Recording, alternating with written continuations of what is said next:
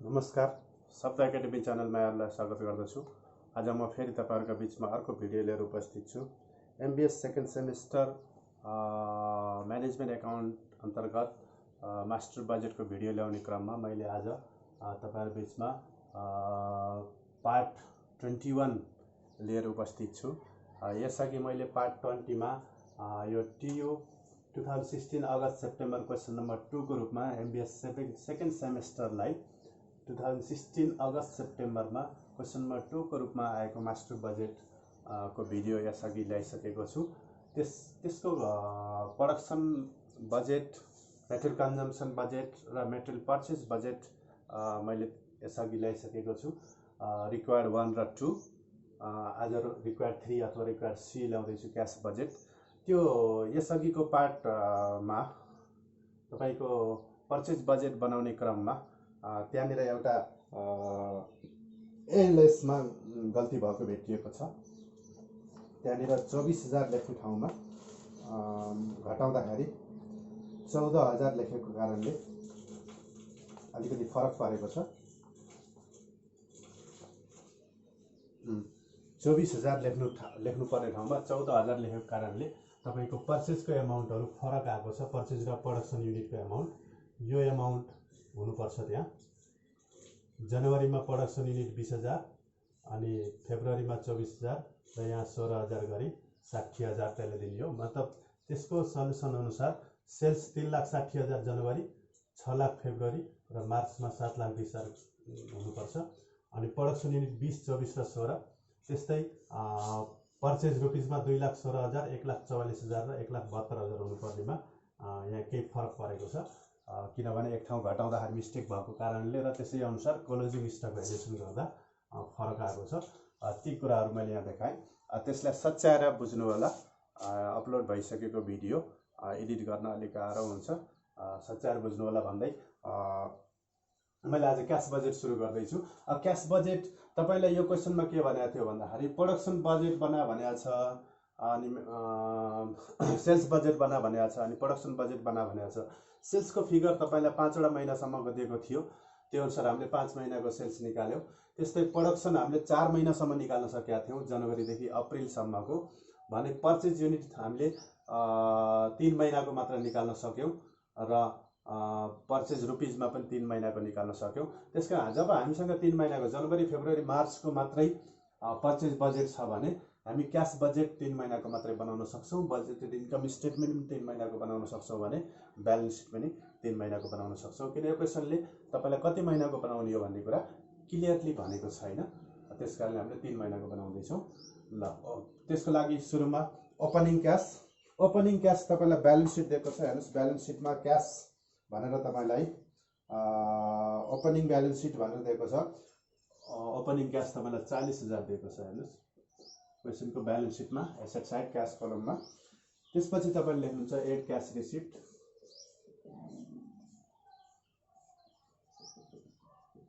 Cash रिसिप्टमा cash sales छ कि न हेरौँ एकचोटि। क्वेशनले सेल्सको पोलिसी के भनेको छ, सेल्सको टोटल युनिट्स अनि percentage per month and increase in 20% in 25 current price. अनि गएर तपाईलाई क्याश सेल्स ल तल एडिसनल इन्फर्मेसन बुलेट नम्बर 4 मा cash sales amount to 50% of sales and credit sales will be collected after 1 month of sales भनेको छ। भनेको सेल्सको 50% cash sales हो, बाँकी 50% क्रेडिट भयो। And credit sales collected after the 1 month भनेको छ, भनेपछि नेक्स्ट मन्थमा आउने भयो। सेल्स रुपिज हेर्नु त तपाईको जनवरी, फेब्रुअरी, मार्च हामीसित यसअघिको रिक्वायर्ड एको सेल्स बजेटबाट हामीले निकालेका थियौँ। त्यसैबाट तपाईले क्याश सेल्स भनेर एउटा लेख्नुहुन्छ। Cash sales 50% of total sales हो, चढाइदिनुस् जस्तै। अनि कलेक्सन फ्रम डेप्टर्स पनि लेखिदिनु। हेरौँ हेडिङ कलेक्सन फ्रम डेप्टर्स मा same month, sorry last month. यो भनेको 50% अफ टोटल सेल्स नै हो अथवा टोटल क्रेडिट सेल्स हो। ल, जनवरीको सेल्स तपाईको 3,60,000 छ भने त्यसको 50% 360 को आधा भनेको 1,80,000 क्याश सेल्स भयो भने 1,80,000 तपाईको अर्को महिनामा क्रेडिट हो जुन 50% अर्को महिना आयो। त्यस्तै फेब्रुअरीको सेल्स 6 लाख हो भने 3 लाख क्यास सेल्सको रूपमा आयो, 3 लाख अर्को महिना कलेक्सन फ्रम डेप्टर्सको रूपमा आयो। त्यस्तै मार्चको सेल्स तपाईँको 7,20,000 हो भने 7,20,000 को आधार कति हुन्छ? 3.5 3,60,000 हुने हो। 7,20,000 को आधा भनेको तपाईँको 3,60,000। 3,60,000 तपाईँको क्यास सेल्स भयो भने 3,60,000 नै तपाईँको अर्को महिना आउने भनेको एकाउन्ट रिसिभेबलको रूपमा रिमार्क्समा गयो। यसलाई हामीले ब्यालेन्स सिटमा चढाउँछौँ। अब यहाँ भनेको तपाईँको अघिल्लो महिना डिसेम्बरको सेल्सको 50% आउने हो। डिसेम्बरको सेल्सको 50% क्यास हुन्छ त हामीलाई चाहिएन।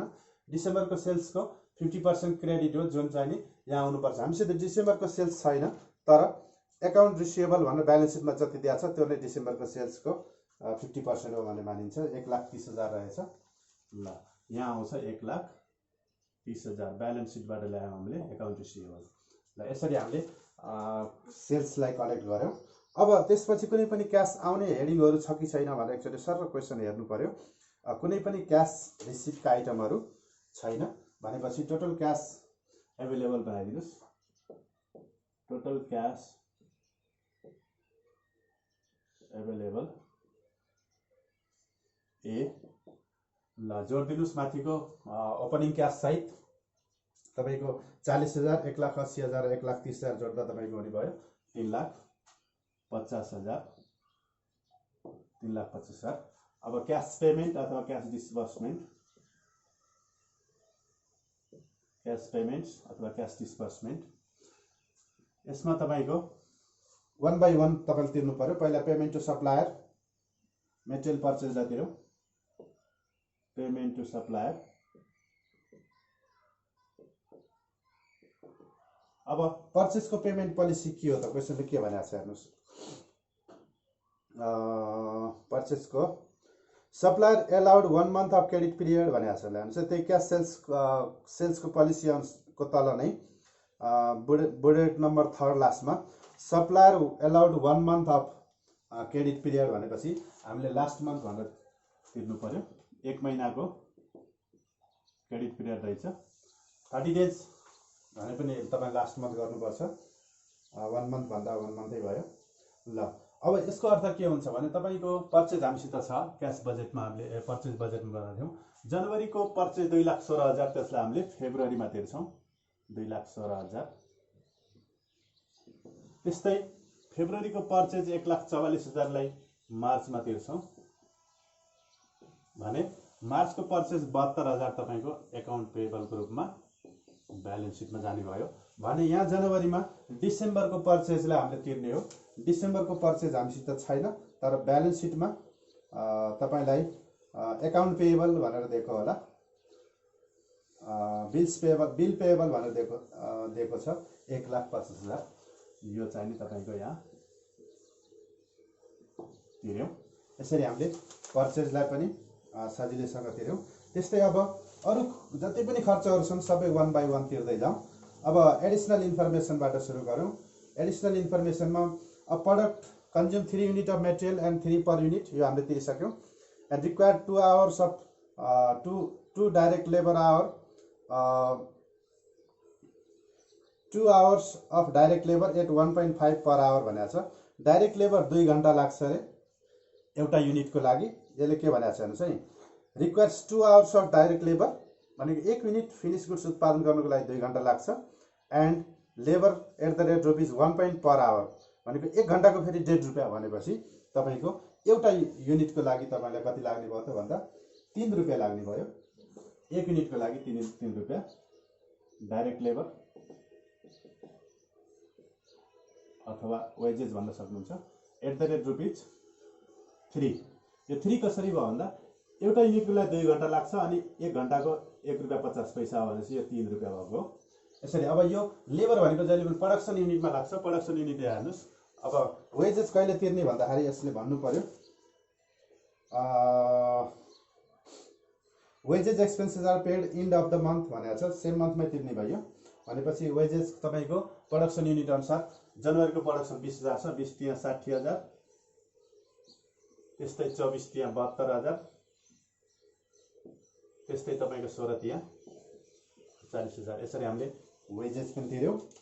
वेजेस पछि तपाईले म्यानुफ्याक्चरिङ एक्सपेन्सेसहरु तिरौं। म्यानुफ्याक्चरिङ एक्सपेन्सेसहरुमा तपाईलाई हेर्दै जाउँ त्यहीबाट वेजेस एक्सपेन्सेस 1 मन्थ भइसक्यो। कंपनी हैज बुलेट पढ्दैछु म। Company has policy of keeping finish goods inventory equal to next month, यो स्टक पोलिसी हो। अनि क्याश सेल्स अमाउन्ट 50% यो हाम्रो भइसक्यो। Supplier allowed 1 month credit period भइसक्यो। Payment of 30 lakh 3 lakh for the purchase of machine due for 3rd month भनेको छ, यसलाई पनि तिरौँला अहिले। मन्थली इन्डाइरेक्ट एक्सपेन्सेस भनेर तपाईलाई दिएको छ, हेर्नुस्। इन्डाइरेक्ट मेटेरियल एन्ड लेबरमा फिक्समा 5,000, भेरिएबलमा 1, अनि इस्टाब्लिसमेन्ट चार्ज फिक्समा 20,000 अनि भेरिएबलमा तपाईलाई 0.5 गर्दा भेरिएबल म्यानुफ्याक्चरिङ ओभरहेड भनेको कति भयो त 1.5 को दरले भयो। भेरिएबल तिर हेर्नुस् 1 र 0.5 गर्दा 1.5 भेरिएबल म्यानुफ्याक्चरिङ ओभरहेड @रुपीज 1.5 को दरले 1.5 रुपैयाँको दरले 20 प्रोडक्सन युनिटमै लाग्ने भयो। यो म्यानुफ्याक्चरिङ कस्ट हो भनेपछि 20,000 × 1.5 भनेको 20 × 30,000। त्यस्तै 24 भनेको 48 र 12 60,000। त्यस्तै 16 र 8 कति 24 हुन्छ।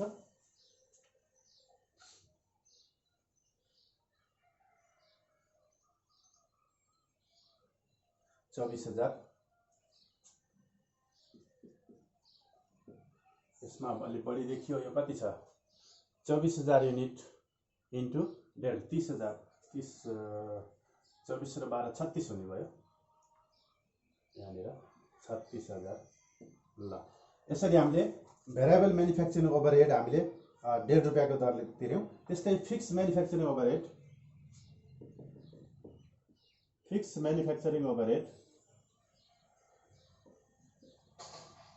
तिरौं। यसमा एक्सक्लुडिङ डिप्रिसिएसन भनेर लेख्नु पर्यो। डिप्रिसिएसन हामीले यहाँ क्याश बजेटमा तिर्दैनौं। त्यही टेबलमा हेर्नुस् त तपाईको त्यही म्यानुफ्याक्चरिङ ओभरहेड 1 रुपैयाँ र 50 पैसाको दरले हामीले भेरिएबल भनेर तिरिसक्यो भने यतातिर तपाईको इन्डाइरेक्ट मेटेरियल एन्ड लेबर फिक्समा 5 छ, इस्टाब्लिसमेन्ट चार्जमा 20 छ, गर्दा 20 5 25,000 तपाईको 25,000 तपाईको फिक्स भयो। 25,000 तीनटै महिनामा सेम हुने भयो फिक्स भनेपछि 25,000। ल यो पनि हामीले तिर्यौं। त्यसपछि तपाईको सेलिङ एन्ड डिस्ट्रिब्युसन कस्ट तिर्यौं। सेलिङ एन्ड डिस्ट्रिब्युसन कस्टलाई के भनेको छ हेर्नुस्, त्यही टेबलमा सेलिङ एन्ड डिस्ट्रिब्युसन एक्सपेन्स फिक्समा 40, भेरिएबलमा 5% अफ सेल्स भनेपछि selling and distribution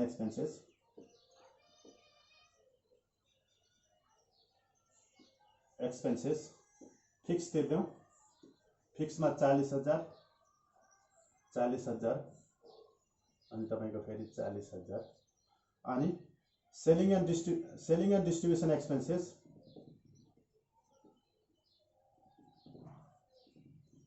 भेरिएबलमा 5% of sales अरे भनेपछि सेल्सको 5% तपाईले निकाल्नु पर्यो। जनवरीको सेल्सको 5% भनेको तपाईको 36,000 सेल्स छ, यसको 36,000 को 5%, त्यस्तै 6 लाख को 5%, 36,000 को 5% हुने भयो तपाईको 18,000। त्यस्तै 6 लाख छ फेब्रुअरी सेल्स, 6 लाख को 5% 30,000। त्यस्तै 7,20,000 को 5% भनेको तपाईको 36,000। ल यो पनि हामीले तिर्यौं। अब यति भइसकेपछि अरु खर्चहरु हेरौं। यो टेबलको खर्च हामीले सबै तिर्यौं। इन्डाइरेक्ट लेबर पनि तिर्यौं, फिक्स भेरिएबल, इस्टाब्लिसमेन्ट चार्ज पनि तिर्यौं, fix variable, selling and distribution पनि फिक्स भेरिएबल तिर्यौं। डिप्रिसिएसन भनेर 15,000 दिएको छ, यसलाई हामीले नन क्याश एक्सपेन्सेस भएर क्याश बजेटमा तिर्दैनौं। त्यसपछि हामीले माथिबाट सबै क्वेशनलाई पढ्दै गयौं भने हाम्रो अब कस्ट तिर्न बाँकी भनेको मेटेरियल हामीले तिर्यौँ, लेबर टु आवर 1.5 यो पनि तिर्यौँ, वेजेस एक्सपेन्स भइसक्यो, फिनिश गुड्स इन्भेन्ट्री यसलाई मतलब भएन, क्यास 50% सेल्स आफ्टर 1 मन्थ यो भइसक्यो, supplier around 1 month credit period भइसक्यो, payment of 3 lakh for the machine due in 3rd month भनेको छ, यो मेसिन पर्चेसको तिर्दिउँ, payment to machine supplier 3rd month भने तेस्रो महिनामा तिर्दिनुस् 3 लाख रुपैयाँ। ल यहाँ तिर्यो। त्यसपछि ब्यालेन्स सिटमा कुनै लायबिलिटी छ कि एकचोटि हेर्नु पर्यो, ड्यू हुने लायबिलिटी। ब्यालेन्स सिटमा लायबिलिटी साइड भन्दा शेयर क्यापिटल भएन, रिटर्न अर्निङ भएन, बिल्स पेबल हामीले तिरिसक्यौँ, लोनमा हेर्नुहोस् के भन्यो, loan payable monthly instalment 10,000 with interest 10% per annum भनेर तपाईँलाई 2 लाख रुपैयाँ दिएको छ। अब ब्यालेन्स सिटमा तपाईँलाई 2 लाख रुपैयाँ लोन दिएको छ, लोन एमाउन्ट, अनि यसलाई हामीले मन्थली इन्स्टलमेन्ट 10,000 को दरले तिर्ने हो अरे, अनि इन्ट्रेस्ट 18% इन्ट्रेस्ट रेट हो भनेको छ।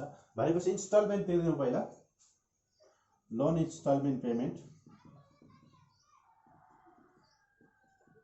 हामी जनवरीबाट सुरु गर्दैछौँ। इन्स्टलमेन्ट पहिलो इन्स्टलमेन्ट तिर्नु पर्यो, इन्स्टलमेन्ट 10,000, फेब्रुअरीमा पनि हामीले 10,000 तिर्छौँ, मार्चमा पनि 10,000 तिर्छौँ। अब यो प्रिन्सिपल मात्र तिरेर भएन, सबैको इन्ट्रेस्ट पनि तिर्नु पर्यो 18% ले, इन्ट्रेस्ट अन लोन इन्स्टलमेन्ट।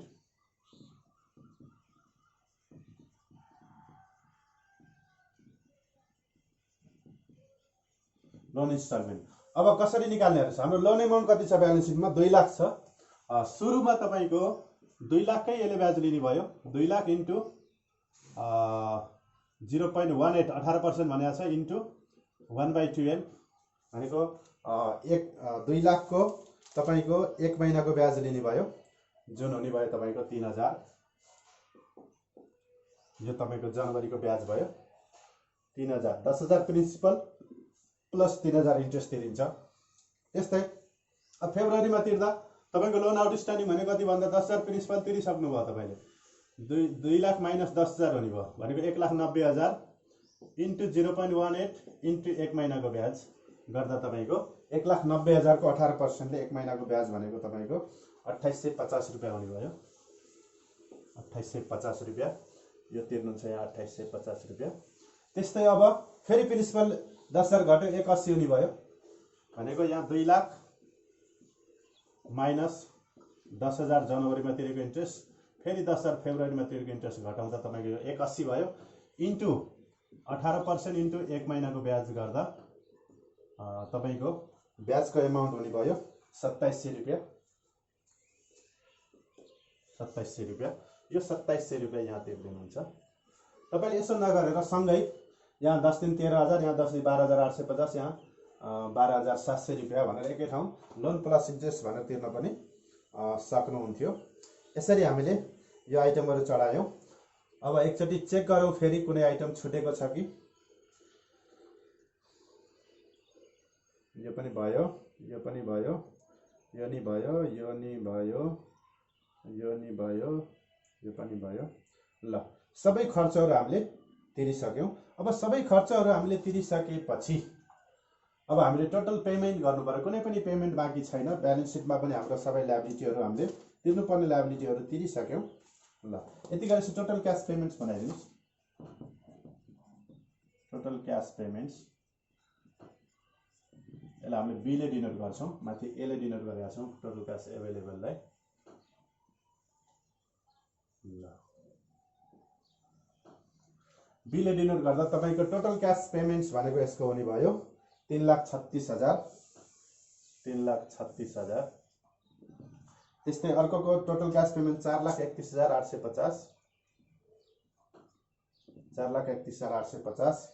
त्यस्तै अर्कोको 6,29,700, 6,29,700।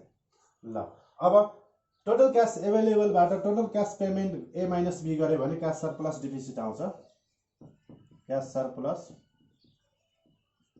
डिफिसिट भनेको ए माइनस बी हो। ल अब 3,50,000 बाट 3,36,000 घटाउँदा तपाईँको 36,50 भनेको 14,000 तपाईँको सरप्लस भयो। अब एड बोरोइङ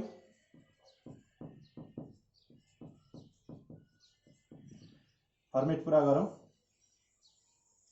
अटेन है। लेस रिपेमेन्ट अफ लोन अनि लेस इन्ट्रेस्ट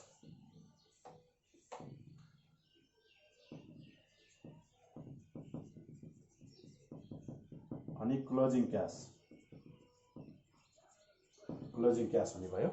अब यति गरिसकेपछि अलिकति मैले भिडियोलाई तल गरेँ, तलको पार्ट नदेखिन सक्छ। ल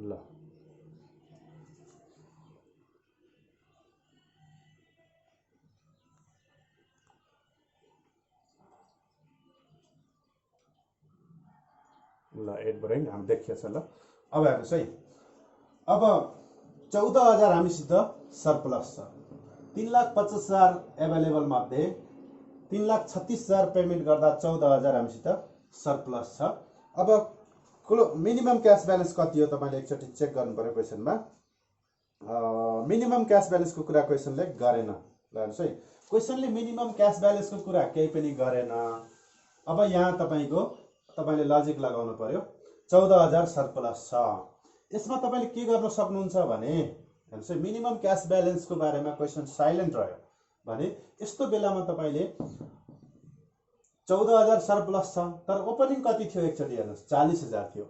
ओपनिङ 40,000 थियो, 14,000 सरप्लस छ भने तपाईँले एउटा के गर्न सक्नुहुन्छ त भन्दाखेरि मिनिमम क्यास ब्यालेन्स यो ओपनिङ 40 दिएको कारणले 40,000 हो भनेर तपाईँले एजम्सन गरेर तपाईँले एउटा नोट पनि लेखिदिएर 40,000 suppose minimum cash balance is 40,000 अनि ब्र्याकेटमा फेरि तपाईँले लेखेर अनि because there is 40,000 cash balance on closing cash on 31 December भनेर तपाईँले त्यो एजम्सन गरिदिनुहुन्छ भने एड बोरोइङ अब तपाईँको सरप्लस 14,000 छ, 40 पुर्याउन तपाईँले यहाँ कति 26,000 तपाईँले बोरो गरिदिनुपर्छ, गरेर 40 ल्याउन सक्नुहुन्छ।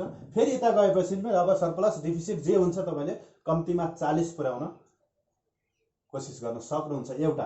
अर्को हामीसित पहिले सरप्लस आएको छ, मिनिमम क्यास ब्यालेन्सको बारेमा क्वेसनले केही भनेको छैन, हामीसित डिफिसिट भएको भए तपाईँले बोरोइङ गर्नु पर्थ्यो, तर सरप्लस छ।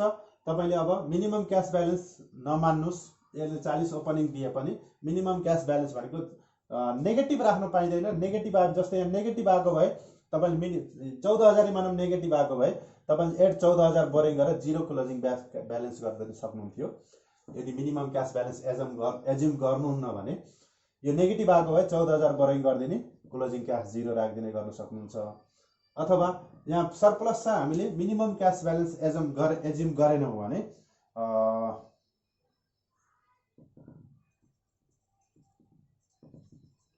एड बोरोइङमा ड्यास, किनभने मैले यसलाई एज्युम गरिनँ, अनि रिपेमेन्ट पनि ड्यास, इन्ट्रेस्ट पनि ड्यास, क्लोजिङ क्यास तपाईँको 14,000 नै भयो। अब यो 14,000 तपाईँको ओपनिङ क्यास भएर यहाँ गयो।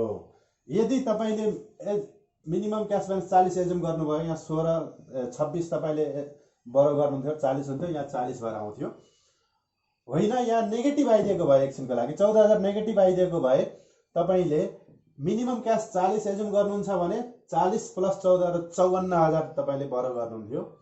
यो मिनिमम क्यास एज्युम गर्नुहुन्न र यहाँ माइनसमा आएको भए तपाईँले 14,000 नै बोरोइङ गरेर क्लोजिङ क्यास 0 देखाउनुहुन्थ्यो। यसो जुनसुकै तपाईँले गर्न सक्नुहुन्छ, सिर्फ तपाईँको एजम्सन हो, किनभने क्वेसन साइलेन्ट छ।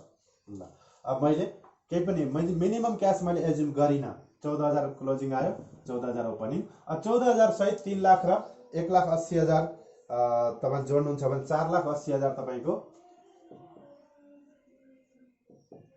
4,80,000 तपाईँको क्यास एभाइलेबल भयो। 4,80,000 एभाइलेबलबाट 4,31,850 क्यास पेमेन्ट घटाउनुहुन्छ भने 62,150 तपाईँको सरप्लस भयो।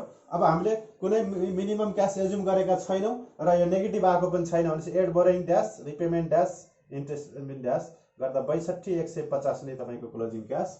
62,150 यहाँ ओपनिङ भएर गयो।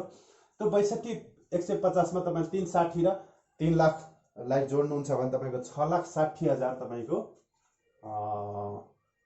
एभाइलेबल भयो। 660 बाट 6,29,700 पेमेन्ट्स घटाउनुहुन्छ भने तपाईँको 92,450 सरप्लस नै आयो यहाँ पनि। भनेपछि यहाँ पनि बोरोइङ रिपेमेन्ट भएन। 92,450 नै तपाईको क्लोजिङ क्याशको रूपमा भयो। ल क्लोजिङ क्याश भनेको तपाईको 92,450। ल अब यति गरिसकेपछि यहाँ लोन आउटस्ट्यान्डिङ कति भयो? ब्यालेन्स सिटमा तपाईको यो लोन 2 लाख थियो नि, यसलाई अब तपाईले कति चढाउनु पर्ने भयो? एउटा 10,000 यहाँ तिर्नु भएको छ, एउटा 10,000 यहाँ तिर्नु भयो, एउटा 10,000 गर्दा 1,70,000 तपाईको लोन आउटस्ट्यान्डिङ हुन्छ ब्यालेन्स सिटमा लायबिलिटीमा जाँदा। त्यो कुरा तपाईले ख्याल गर्नु पर्यो। यो एकाउन्ट पेएबल त्यहाँको बिल्स पेएबल रिप्लेस गरेर जान्छ, त्यहाँको एकाउन्ट रिसिभेबल यसलाई रिप्लेस गरेर जान्छ। त्यस्तै closing stock of finish goods भनेको तपाईँ हाम्रो प्रोडक्सन बजेटमा 16,000 हाम्रो युनिट छ। त्यस्तै र मेटेरियल पर्चेज बजेटमा 24,000 युनिट हाम्रो क्लोजिङ स्टक छ, यो यसलाई रिप्लेस गर्ने भयो। ब्यालेन्स सिटको क्यासलाई यसलाई रिप्लेस गर्ने भयो। यसरी हामीले ब्यालेन्स सिट बनाउन सक्छौँ। अब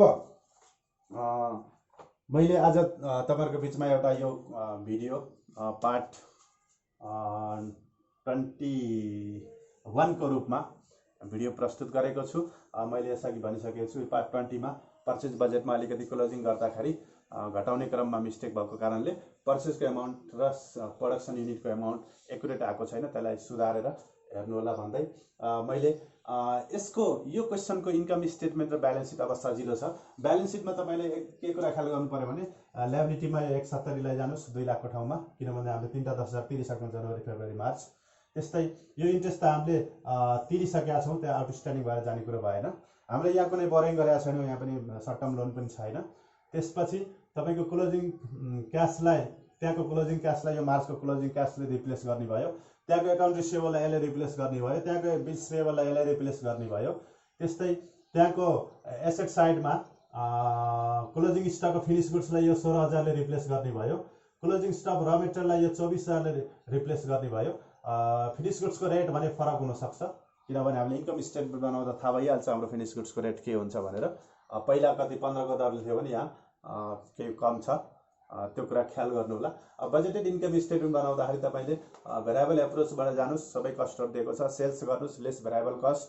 भेरिएबल कस्टमा तपाईको वेजेस 3 रुपैयाँ छ, अघि नै हामीले गरिसकेका छौं। यो वेजेस 3 रुपैयाँ छ, अनि भेरिएबल म्यानुफ्याक्चर 1.5 रुपैयाँ छ।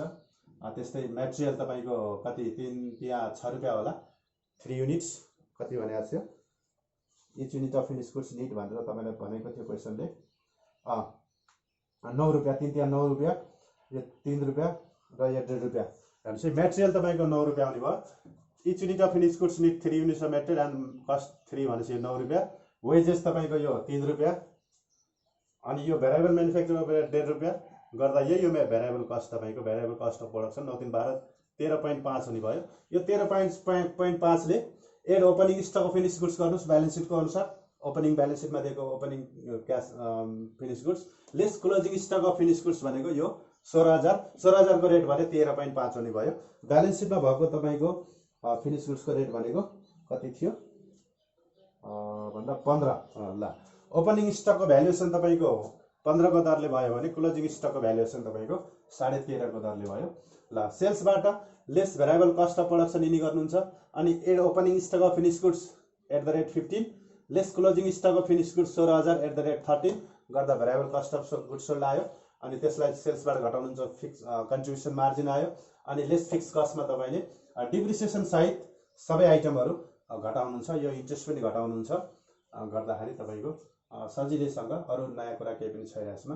इन्कम स्टेटमेन्ट बनाउन सक्नुहुन्छ, ब्यालेन्स सिट पनि बनाउन सक्नुहुन्छ भन्दै मैले यस उपरान्त यो सालको लागि मास्टर बजेटबाट यति 21-22 वटा भिडियो भइसकेपछि तपाईहरु पर्फेक्ट हुनुहुन्छ।